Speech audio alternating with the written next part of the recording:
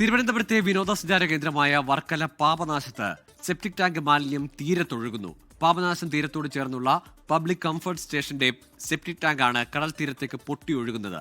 പ്രതിഷേധവുമായി നാട്ടുകാർ രംഗത്തെത്തി.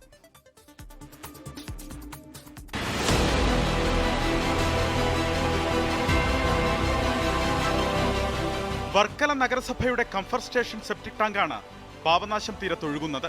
കഴിഞ്ഞ ദിവസം രാത്രി മുതലാണ് സെപ്റ്റിക് ടാങ്ക് നിറഞ്ഞ് മാലിന്യം തീരത്തേക്ക് ഒഴുകി തുടങ്ങിയത്.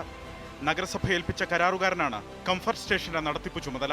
കഴിഞ്ഞ ദിവസം ബലിതർപ്പണത്തിനായി തീരത്തെത്തിയ ആയിരക്കണക്കിന് ഭക്തർ മാലിന്യത്തിൽ ചവിട്ടി ബലിയിടേണ്ട അവസ്ഥയിലായിരുന്നു.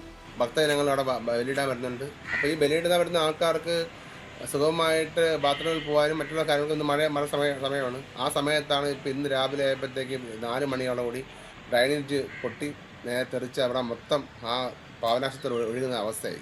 അവിടെ മൂക്ക് കൊത്തിയല്ല ഒരാൾക്ക് നിൽക്കാൻ പറ്റത്തില്ല. ഇത്രയും ഒരു മോശമായ രീതിയിൽ ഇവിടുത്തെ മുനിസിപ്പാലിറ്റി അധികാരികൾ കാണുന്നത് വളരെ മോശമാണ്. മാലിന്യം ഒഴുകി തീരമാകെ ദുർഗന്ധം വമിക്കുന്നതിനാൽ പകർച്ചവ്യാധികൾ പടരുമെന്ന ആശങ്കയിലാണ് നാട്ടുകാർ. എന്ത് സ്മെല്ലെന്നറിയുന്നു. ആ സ്മെല്ലും അത്രയും ഒരു ഉത്സവവസരത്തിലേക്കാണ്. ഇതിന് മുനിസിപ്പാലിറ്റിയോ MLA എന്ന രീതിയിൽ ആരും ഒന്നും പ്രതികരിക്കാത്തൊരു ദയനീയ അവസ്ഥയാണ്. വിഷയത്തിൽ പരിഹാരം തേടി നാട്ടുകാർ കടുത്ത പ്രതിഷേധത്തിലാണ്. 24 തിരുവനന്തപുരം. ലോകത്തെവിടെയായാലും ഏത് സമയത്തും 24 വാർത്തകളും ഓഗ്മെന്റഡ് റിയാലിറ്റി പാക്കേജുകളും എക്സ്പ്ലെയിനറുകളും വിശദമായി കാണാൻ ഞങ്ങളുടെ YouTube ചാനൽ നിങ്ങൾക്ക് സബ്സ്ക്രൈബ് ചെയ്യാം.